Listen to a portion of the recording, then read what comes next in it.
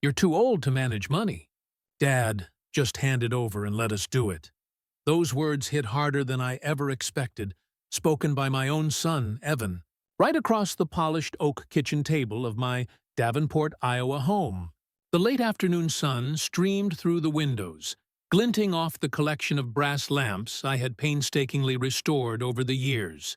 I could hear the faint hum of the fridge and the occasional car passing by on Elm Street, yet none of it could mask the sting of betrayal. I leaned back in my chair, letting the silence stretch for a heartbeat before replying. You really think I'm that foolish? My voice was calm, measured, but my heart pounded like a drum in my chest. For decades, I had worked in construction, laid every brick with sweat and determination, saved every spare dollar, and invested prudently. I'd sacrificed vacations, late dinners, and my own hobbies to ensure Evan and his younger sister, Claire, had opportunities I never had. I had believed that loyalty, hard work, and honesty were values that ran in the family. But evidently, greed and arrogance had replaced them. Before I continue, if you're new here, please like, comment, and subscribe, and tell us where you're watching from. I am Robert Jensen, a 62-year-old widower, and for most of my life, I've believed in doing things the right way. My home in Davenport isn't the biggest, nor the most luxurious, but it is mine. Every stain on the hardwood floor, every scratch on the dining table tells a story. Our family's story, my sacrifices, and the quiet resilience that built this life. And now, those very walls echoed the words of my own child, words that suggested everything I had worked for could be taken at a whim. It all began last summer, when Evan and Claire visited after returning from college. At first, the conversations were light, about work, friends, and plans, but soon, subtle jabs started surfacing. Comments about my old-fashioned investments, my antiquated methods of saving, and even my modest home slowly turned into a direct demand that I transfer the bulk of my savings into their names. I watched them with a mixture of disbelief and sadness. How had the children I raised with stories of honesty and integrity become so brazen, so disrespectful? I remember the first time it truly hit me. The betrayal that became the spark for everything that followed. I had been reviewing my savings accounts one evening when Evan peeked over my shoulder. "Dad, you should let me handle that," he said with a dismissive wave. "You're not going to get the returns we could." I had felt my chest tighten. "Evan, that's my money, not yours to decide. I've built this for my life, and I intend to manage it myself," he scoffed, leaning back in the chair with an air of superiority. "You're too old to understand. Trust me. You'll thank me later." Those words, spoken with the kind of smugness only children convinced they're smarter than their parents can muster, cut deeper than any insult I'd encountered in the construction sites of my youth. I wanted to lash out, to scream, but instead, I breathed deeply, reminded myself of patience, and let the moment pass. Because I knew one thing: revenge, when executed quietly and deliberately, is far more satisfying than immediate anger. That night, I began planning. I reviewed my financial statements with meticulous care. Every account, every investment, every property deed. I needed to ensure they could never manipulate them without my knowledge. I contacted my old banker, Mr. Thompson, who had known me since I opened my first savings account at 18. He reminded me of something I already knew. Knowledge is power, and prudence protects you more than rage ever could. I also started jotting down a timeline of events. Each insult, each demand, each manipulation. It would all be useful later, for proof, for leverage, for ensuring that when the time came, justice wouldn't just be served. It would be undeniable. That's when I realized the extent of their arrogance. They believed they could play me like some naive old man, that my decades of careful saving and investing were theirs for the taking.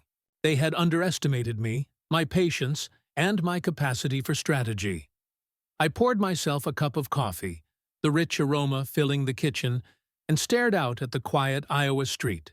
A plan was forming, calm and deliberate, one that would ensure not just the return of my dignity, but a poetic justice that even Evan and Claire could not ignore. And so, the stage was set. They wanted my money, but they didn't realize I had already begun the first moves of a game they didn't even know they were playing. The question now, would they recognize it before it was too late? The next morning, the tension in the Jensen household was thick enough to slice with a knife. Evan and Claire were unusually chipper, probably convinced that their casual dominance over the conversation last night had gone unnoticed. I, however, had a quiet calm about me. I poured my coffee slowly, savoring the warmth, and mentally rehearsed every step I'd planned. "You're really going to trust us with your life savings, Dad?" Claire asked over toast, her tone mocking yet innocent sounding, a dangerous combination. I looked at her steadily, letting the silence stretch before replying. "I don't need to trust you with anything, Claire. I handle my finances, and frankly, you've shown me time and again why that's necessary." She rolled her eyes. "You're being dramatic. We just want what's best for you." I almost chuckled. Best for me or best for their own pockets? It was clear which it was. For years, I'd been patient, believing that a bit of guidance and gentle persuasion might teach them responsibility. But patience only works if the other side respects it. And respect had flown out the window the second they started dismissing my experience, my decisions, my life. I decided it was time to dig deeper. After they left for the day, Evan off to his new tech startup job, Claire to her internship at the local marketing firm, I sat down with my laptop and began pulling every financial record together. Every bank account, investment fund, real estate deed, nothing was overlooked. I had already made a few calls to my lawyer, Linda Hayes, a sharp-minded attorney in Cedar Rapids, to ensure my accounts were watertight. Linda had been a friend and advisor for years, and I trusted her implicitly.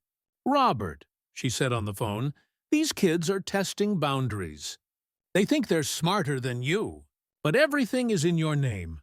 You've got leverage." "Leverage," I repeated aloud, feeling a grim satisfaction in the word. "Exactly. They want control of my money. They'll get something else instead." I allowed myself a small smile. The satisfaction wasn't in anger. It was in the planning, the precision, the inevitability of poetic justice.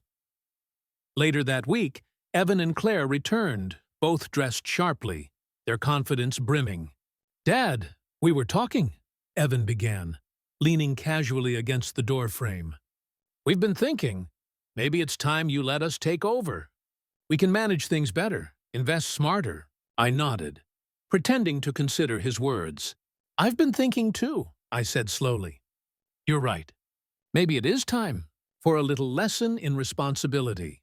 Their eyes lit up. I could almost see the little gears turning, the anticipation of gaining control.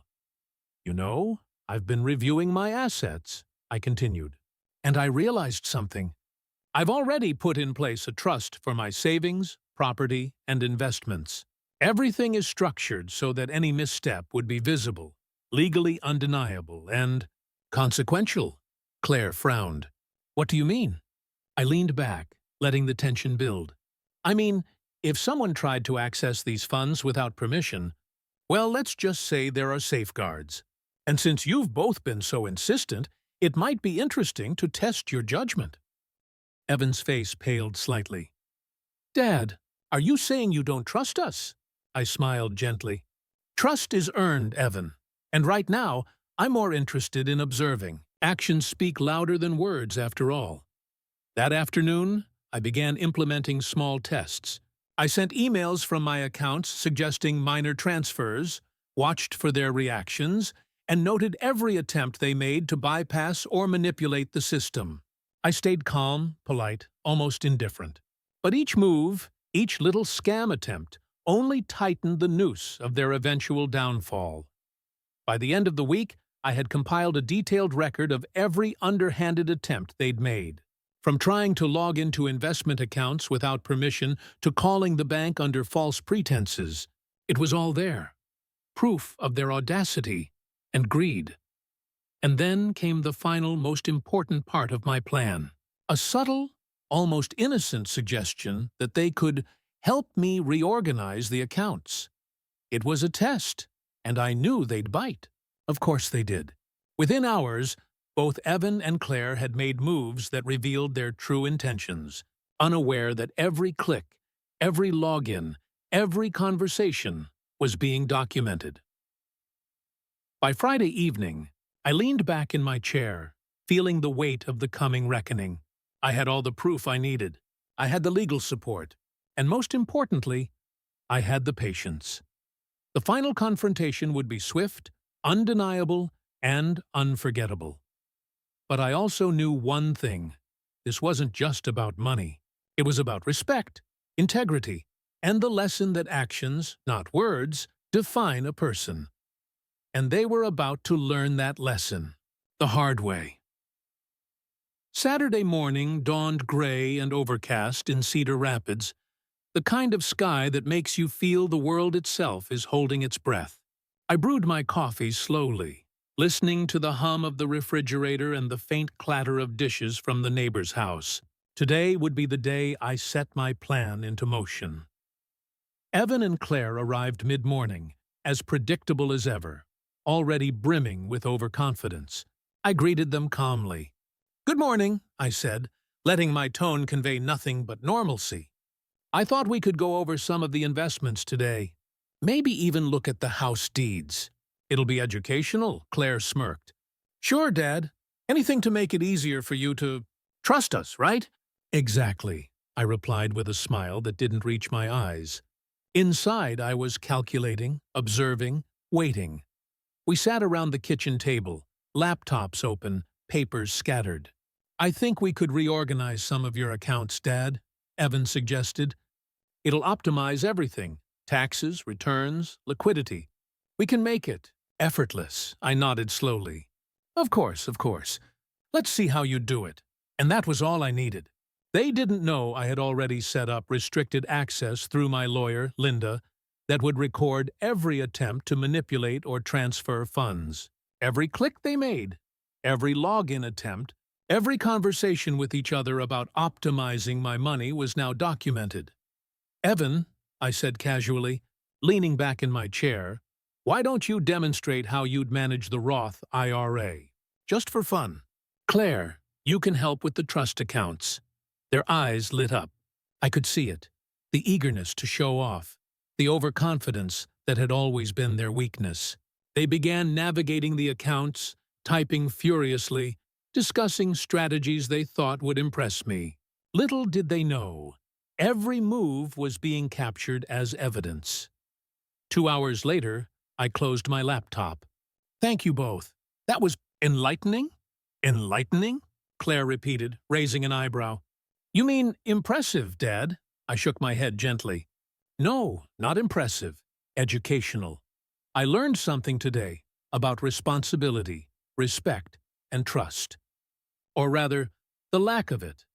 Evan's confidence faltered slightly. "What are you talking about?"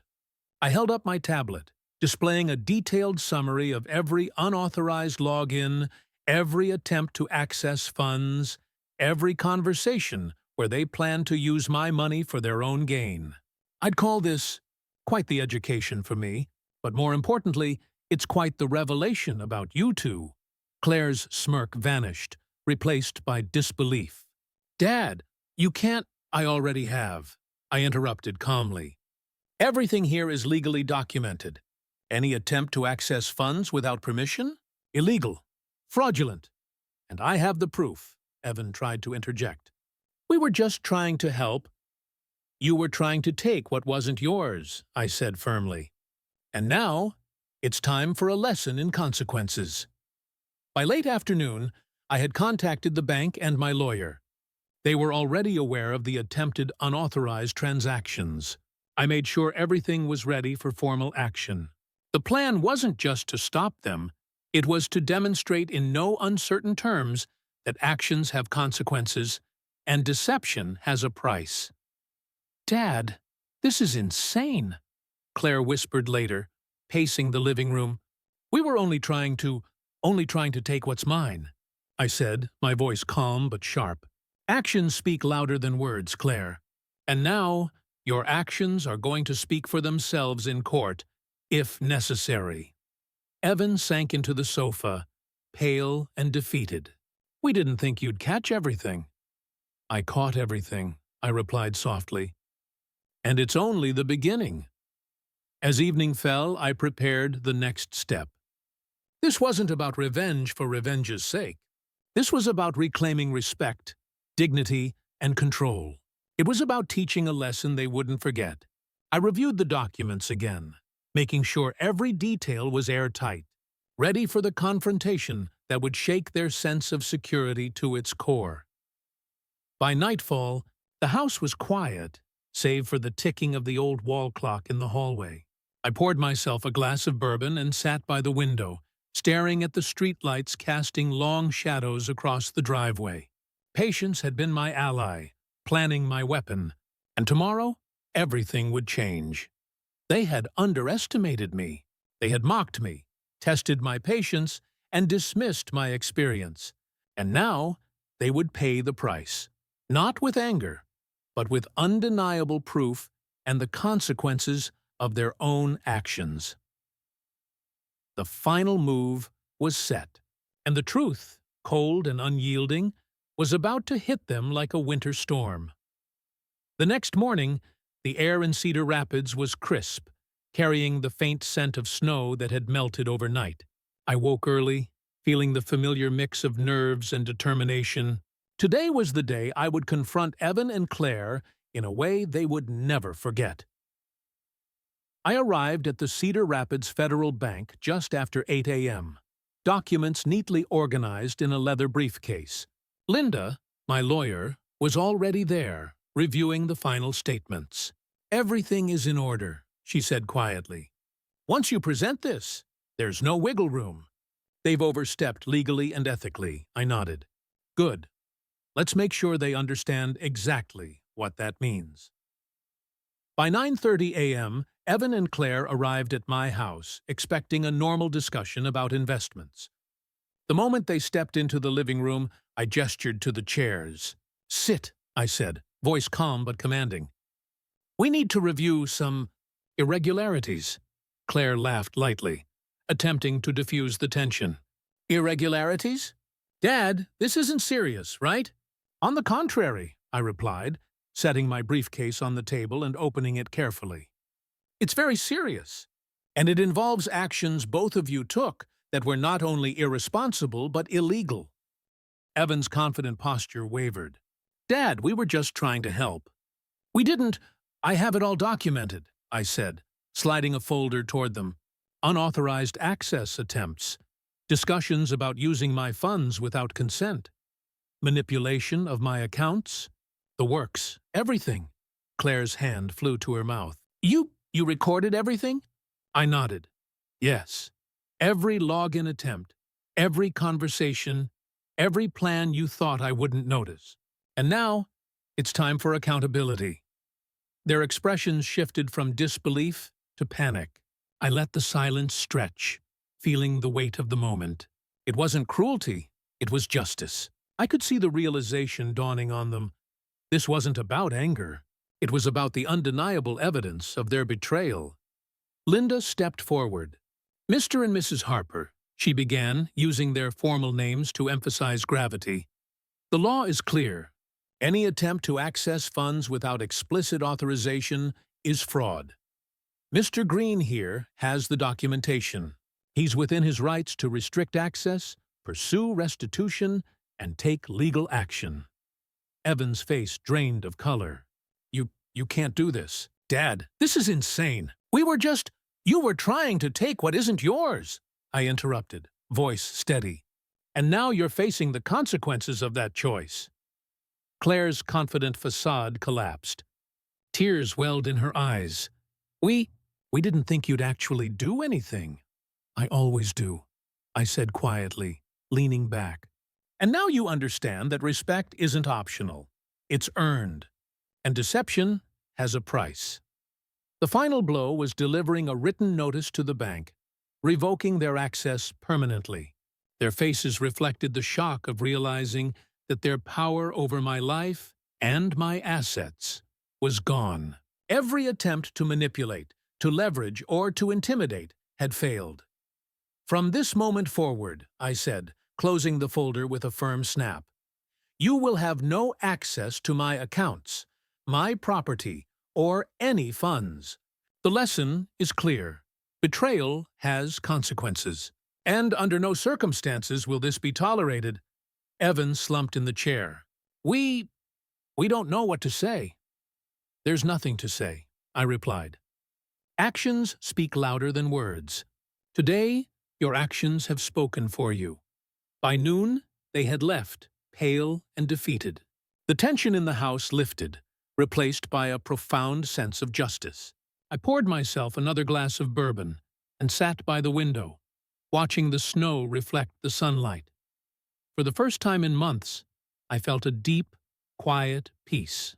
I hadn't sought revenge for pride. I had sought clarity, accountability, and dignity. And in exposing their deceit, I had reclaimed all three. The lessons were clear. Never underestimate experience, and never allow manipulation to go unchecked. Life had a way of balancing scales, and today, the scales had finally tipped. Even as I sipped my bourbon, I knew this wasn't just about Evan and Claire. It was about every moment I'd spent protecting my family, sacrificing, and trusting. And now, for the first time in a long time, that trust had been vindicated. The final chapter of their arrogance had been written. But as I looked out at the quiet Cedar Rapids street, I realized the story of dignity and justice was far from over. The week after the confrontation, Cedar Rapids seemed quieter somehow, as if the town itself had exhaled along with me. I spent my mornings walking along the riverfront, the air crisp with early winter, reflecting on the battle I had just faced, and won. Evan and Claire had vanished from my life like shadows at noon, leaving behind only the echoes of their arrogance. I went to the diner on Main Street, a cozy place where the scent of fresh coffee and bacon always grounded me. Marge, the owner, greeted me with a warm smile. "Well, Mr. Green, I heard things got interesting at your house last week," she said, pouring a steaming cup. I chuckled softly. "You could say that, Marge. Justice has a way of catching up." She leaned closer. "I heard from some folks that they were planning to use your money, your house, and you turned it all around." "Plans don't matter when they forget who they're dealing with," I replied, taking a sip of coffee. The warmth spread through me, not just from the drink, but from the sense of closure. Back home, I walked through the house, every corner a reminder of the life I had built with my own hands. The hardwood floors gleamed in the sunlight, streaming through the windows. Each piece of furniture, each framed photograph, told a story of sacrifice, love, and resilience. For the first time, the home felt truly mine, not just by deed, but in spirit. I sat in my favorite chair and picked up the old ledger I had kept since my first job out of college. It was a reminder of every paycheck, every investment, every dollar earned honestly. And now, every dollar, every ounce of effort had been protected, not by luck, but by vigilance. That evening, a letter arrived from the Cedar Rapids Federal Bank confirming all actions taken. Access permanently revoked for Evan and Claire, full protection of my accounts, and a clause ensuring no future claims could be made without my explicit authorization. I placed the letter on the mantelpiece, a symbol of victory and security. I poured a glass of bourbon and raised it to the empty room. "To justice," I whispered, feeling the weight of years lift from my shoulders. Word of what had happened spread through the small town like wildfire. Friends, neighbors, and even distant relatives reached out, expressing surprise, admiration, and relief that I had reclaimed my dignity. One afternoon, Sheriff Dalton stopped by, tipping his hat. "Heard you handled the Harpers," he said, voice low but approving. "Not often I see someone take the high road and still win. You've got grit, Green." "Thank you, Sheriff," I said.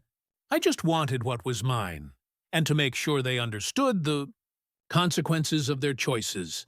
Even the local newspaper ran a subtle piece about a wealthy couple losing their claim on an elder's property due to misconduct, though they didn't mention names. It was enough. The message was clear. Greed and deception never go unnoticed." Weeks later, I hosted a small dinner for close friends and family. The house was warm, filled with laughter, the smell of roast chicken and fresh-baked bread. No tension, no fear, only connection. And as I looked around at faces that reflected respect and love, I felt something I hadn't felt in years. Peace.